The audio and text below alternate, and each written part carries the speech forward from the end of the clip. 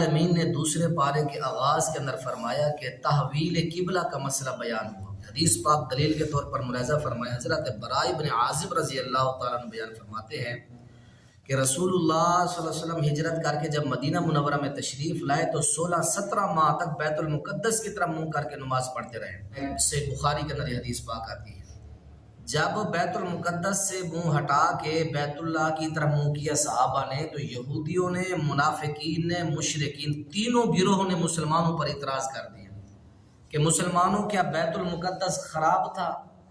اب تم نے بیت اللہ کی طرف منہ کر دیا ہے، کیا بیت اللہ اب ٹھیک ہے پہلے نہیں تھا؟ جب تمہارا بیت اللہ پہلے سے ہی ٹھیک تھا تو تم شروع سے، جب تم اسلام لے آئے، تمہارا اسلام آیا تھا تو تم شروع سے ہی منہ بیت اللہ کی طرف کر کے نماز پڑھتے، بیت المقدس کی طرف ضرورت ہی نہیں تھی۔ اللہ تعالیٰ نے یہاں پہلی آیت میں فرمایا کہ سَيَقُولُ السُّفَهَاءُ، یہ بے وقوف لوگ ہیں۔ یہودیوں کو بے وقوف کہا، عیسائیوں کو بے وقوف کہا، مشرکین کو سَيَقُولُ السُّفَهَاءُ، یہ بے وقوف ہیں۔ ہم نے جو بیت اللہ یہ چینج کیا ہے قبلہ، اس کے اندر ہم نے امتحان لیا ہے۔ لِنَعْلَمَ مَن يَتَّبِعِ الرَّسُولَ، ہم دیکھتے ہیں کہ ہمارے رسول کی پیروی کون کرتا ہے۔ تو پیارے پیغمبر علیہ السلام کے ایک تو صحابہ کا امتحان تھا، اور دوسرے نمبر پر فرمایا کہ نبی علیہ السلام کی رضا بھی یہ تھی کہ قد نرا تقلب وجهك في السماء فلنولينك قبلة ترضاها، اللہ کے نبی کی دلی خواہش بھی یہ تھی کہ میں اس بیت اللہ کی طرف منہ کر کے نماز پڑھوں جس کو میرے جد امجد دادا جی ابراہیم پیغمبر نے خود تعمیر کیا ہے۔ تو یہ حضرت محمد رسول اللہ صلی اللہ علیہ وسلم کی دلی خواہش بھی تھی، اور دوسرا اللہ نے فرمایا کہ لِنَعْلَمَ مَن يَتَّبِعِ الرَّسُولَ، میں دیکھوں کہ میرے رسول کی پیروی کون کرتا ہے۔ تو یہ دو چیزیں بیان کی گئی ہیں۔ نبی کی بعثت کا مقصد کیا ہوتا ہے؟ نبی کیوں دنیا پر آتا ہے؟ فرمایا کہ بعثت کا سب سے پہلا مقصد یہ ہوتا ہے کہ یتلو علیکم آیاتی، وہ اللہ کی آیات تمہیں پڑھ کے سنائے، اور دوسرا مقصد فرمایا یہ ہوتا ہے کہ تزکیہ نفس کرے، تمہیں پاک کرے ہر قسم کے گناہ سے، ہر قسم کی برائی سے، اور تیسرا مقصد یہ ہوتا ہے کہ کتاب اللہ کی تمہیں تعلیم دے، حکمت کی تعلیم دے۔ اور اس پارے کے اندر ایک اور مسئلہ بیان کیا گیا ہے، لوگوں کی قصاص لینے کا بہت زیادہ فائدہ ہے۔ جب کوئی قتل کرے تو قاتل سے بدلہ لیا کرو، قاتل سے جب بدلہ لوگے تو پھر قاتل کی بھی زندگی بچے گی، مقتول کی بھی۔ تو فرمایا کہ وَلَكُمْ فِي الْقِصَاصِ حَيَاةٌ يَا أُولِي الْأَلْبَابِ، اے لوگوں قاتلوں سے ان کے قتل کا بدلہ لیا کرو۔ اس کے اندر قاتل اور مقتول دونوں کی زندگی محفوظ رہتی ہے۔ قاتل کو اپنی سزا کا جب یقین ہوگا وہ قتل سے گریز کرے گا، اس سے مقتول کی بھی زندگی بچ جائے گی، قاتل کی بھی زندگی بچ جائے گی۔ وصیت کا حکم ختم کیا گیا ہے۔ سورہ نساء کے نازل ہونے سے پہلے ترکے کا، وراثت کا مسئلہ یہ تھا کہ مرنے والا صرف اپنے والدین کے لیے کہتا ہے یہ مال میرے والدین کو دے دو، اتنا مال میرے رشتہ داروں کو دے دو، اتنا مال میری قوم کے لڑکوں کو دے دو، لڑکیوں کو نہ دو۔ یہ شریعت کے خلاف کا یہ قانون پہلے تھا۔ اللہ نے پھر سورہ نساء نازل فرمائی ہے۔ اللہ نے فرمایا والدین کو تم نے 1/6 دینا ہے، بیٹیوں کو 2/3 دینا ہے۔ اللہ نے پھر ساری تقسیم اللہ تعالیٰ نے جا کے چوتھے پارے کے آخر کے اندر سورہ نساء کے شروع میں اللہ نے ساری تفصیل بیان کر دی۔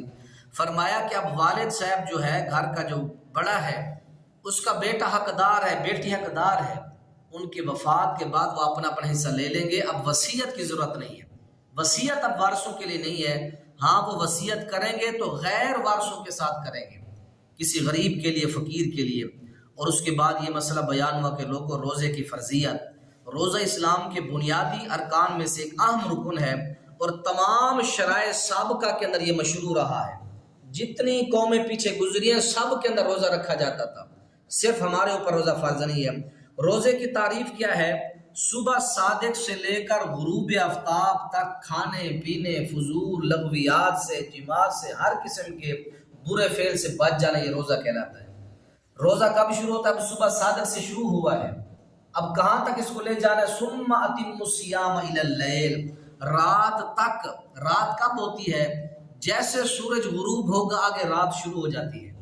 مغرب سے پہلے رات شروع ہوتی ہے، مغرب کی اذان سے پہلے رات شروع ہوتی ہے۔ جیسے سورج غروب ہوگا رات کا آغاز ہو جائے گا۔ تو ہم نے جو روزہ کھولنا ہوتا ہے وہ مغرب کی اذان سے پہلے، جیسے سورج غروب ہوگا ہم نے فوراً روزہ شروع جو ہے کھول دینا ہے۔ اس کے بعد اللہ تعالیٰ نے اعتکاف کا حکم دیا، وَأَنْتُمْ عَاكِفُونَ فِي الْمَسَاجِدِ، لوگوں ان مساجد میں اعتکاف کرو جہاں جمعہ ہوتا ہے، بڑی مساجد کے اندر جمعہ اعتکاف بیٹھو۔ عورتوں کو بھی اسی کے اندر حکم ہے، مردوں کو بھی ہے کہ خواتین کا علیحدہ نظام ہو، مردوں کا علیحدہ نظام۔ گھروں کے اندر اعتکاف کی کوئی دلیل نہیں ملتی، نہ قرآن کے اندر نہ حدیث پاک کے اندر۔ فساد کی جو جڑ کو ختم کرنے والی چیز ہے، فرمایا کہ وہ اللہ کا جہاد ہے، جہاد کرو سب ختم ہو جائے گا۔ شراب کی حرمت بیان کر دی ہے۔ یسألونک عن الخمر والمیسر، پیغمبر یہ لوگ تجھ سے شراب کے بارے میں پوچھتے ہیں، جوئے کے بارے میں پوچھتے ہیں، ان کو کہہ دے فیہما اسم کبیر، شراب پینے میں بڑا گناہ ہے، جوا کے اندر بڑا گناہ ہے۔ اس کے بعد اللہ تعالیٰ نے یہاں فرمایا کہ وَلَا تَنْكِحُوا الْمُشْرِكَاتِ حَتَّى يُؤْمِنَّ، اے ایمان والو، اللہ رسول کو ماننے والو، اپنی بچیاں یا اپنے بچے مشرکین سے ان کے ساتھ شادیاں نہ کرو۔ تم مومن ہو، کلمہ گو ہو، اپنی بچیوں کی یا اپنے لڑکوں کی شادی مشرکین سے نہیں کرنی، اللہ نے یہ منع فرما دی ہے۔ اس کے بعد آگے فرمایا یہ خان کی مسائل بیان کیے گئے خواتین کے، فرمایا لوگوں جب تمہاری بیویوں کو حیض ہو تو حیض کے دوران اپنی بیویوں سے مباشرت نہیں کرنی۔ اگر کوئی بندہ حیض کے دوران اپنی بیوی سے مباشرت کرے گا، 1 دینار جرمانے کے طور پر اس کو صدقہ دینا پڑے گا۔ اس کے بعد اللہ تعالیٰ نے یہاں فرمایا کہ بعض لوگ بار بار قسم اٹھاتے ہیں، اللہ کی قسم، اللہ کی قسم، اسے کہتے ہیں قسم لغو، فضول قسم، اس قسم کا کوئی کفارہ نہیں ہے۔ اس کے بعد اللہ نے فرمایا کہ للذین یؤلون من نساء، الا ایک مسئلہ ہوتا ہے جب میاں بیوی کے درمیان جھگڑا ہو جائے تو خامن بیوی سے غصہ کر کے دور چلا جائے۔ 4 ماہ تک خامن ناراضگی کا اظہار کر سکتا ہے، 4 ماہ سے زیادہ اپنی بیوی سے ناراضگی خامن نہیں کر سکتا، کرے گا تو پھر اس کو یا طلاق دینی پڑے گی یا سلو کرنی پڑے گی۔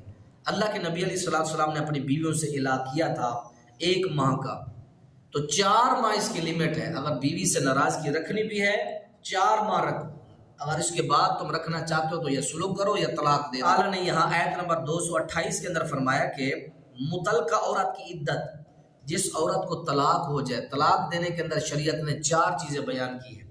عورت کو ایک وقت میں 1 طلاق دینی ہے، عورت کو حیض میں طلاق نہیں دینی، عورت کو حمل میں طلاق نہیں دینی، اور جس مہینے میں تم نے بیوی سے تعلقات قائم کیے ہیں اس مہینے میں بھی تم نے طلاق نہیں دینی۔ یہ 4 شرطیں شریعت نے کہا ہے۔ جب عورت کو طلاق ہو جائے تو پھر عورت 3 ماہ خامند کا انتظار کرے کہ میرا خامند مجھ سے رجوع کرے گا، آئے گا۔ اگر 3 ماہ تک نہیں آتا، نکاح ٹوٹ جاتا ہے، خامند بیوی جدا ہو جائے، عورت جائے جہاں نکاح کرے اس کی مرضی ہے، بیٹھی رہے تو اس کی مرضی، آگے جا کے نکاح کرے اس کی مرضی۔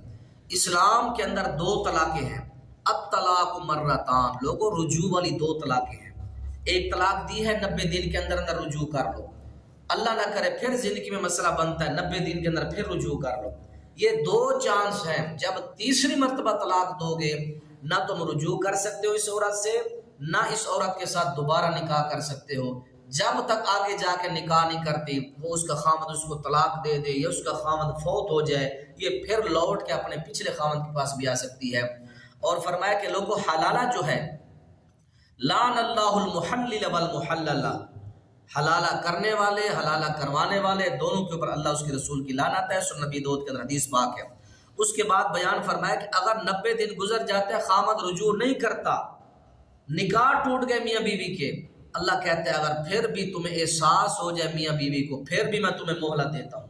یہ سورہ بقرہ آیت نمبر 231 میں فرمایا اگر میاں بیوی کے نکاح ٹوٹ جائیں، یہ پھر ان کے دلوں میں احساس پیدا ہو جائے، اگر دوبارہ زندگی گزارنا چاہیں، والمطلقات وَإِذَا طَلَّقْتُمُ النِّسَاءَ فَبَلَغْنَ أَجَلَهُنَّ فَلَا تَعْضُلُوهُنَّ، اگر خامد اپنے بیویوں کو طلاق دے دے وہ عدت پوری کر لیں، خبردار ان کو نہ روکو اگر معروف طریقے سے راضی ہو کر وہ نکاح کر کے زندگی گزارنا چاہیں۔ نکاح ٹوٹ گئے ہیں پھر بھی وہ رجوع کر سکتے، یہ آیت ہے۔ اس کے بعد فرمایا لوگوں مدت رضاعت جو ہے، بچوں کو دودھ پلانے کی مدت کتنی ہے؟ فرمایا 2 سال تک، حولین کاملین لمن اراد ان یتم الرضاعۃ، لوگوں دودھ پلانا 2 سال تک ہے، 2 سال سے زیادہ نہیں پلانی۔ جس عورت کا خامند فوت ہو جائے وہ کتنا عدت گزارے؟ 4 اشہر و 10، جس عورت کا خامند فوت ہو جائے وہ 4 ماہ 10 دن عدت گزارے گی۔ اور فرمایا کہ جو عورت عدت کے اندر بیٹھی ہو، ولا جناح علیکم فیما عرضتم به من خطبۃ النساء، جو عورت عدت گزار رہی ہو تو تم نے واضح لفظوں میں جا کے اس کو یہ نہیں کہنا کہ میں تم سے شادی کرنا چاہتا ہوں، اشارے کنائے کے اندر جا کے کہہ سکتے ہو کہ میں نکاح کی خواہش رکھتا ہوں، اللہ کرے اللہ مجھے کوئی اچھا رشتہ دے دے، اس طرح کہ آپ نے چھپے دبے لفظوں میں جا کے اشارہ کرنا ہے، واضح طور پر نہیں کہنا۔ اور اس کے بعد اللہ نے فرمایا اگر کسی لڑکی کا نکاح ہو اور ہم بستری نہ ہو، نکاح ہو جائے لیکن ازدواجی معاملات نہ ہو، فوراً طلاق ہو جائے، فرمایا اس عورت کی کوئی عدت نہیں ہے، وہ جا کے فوراً، ابھی اس سے نکاح ٹوٹا ہے اور جا کے فوراً وہ نکاح کر لے آگے دوسرا۔ میں لوگوں نکاح طلاق کے مسئلوں کے اندر نماز نہ بھول جانا، حافظوا علی الصلوات والصلاۃ الوسطیٰ، نمازوں کی پابندی کرو، خصوصاً جو درمیانی نماز ہے عصر کی نماز، اس کی خصوصی فرمایا کہ پابندی کرو۔ اور فرمایا کہ اسلام ہمیشہ غریبوں سے شروع ہوا ہے۔ اللہ تعالیٰ سے دعا اللہ ہم سب کو ان مسائل کو یاد کرنے کی توفیق نصیب فرمائے۔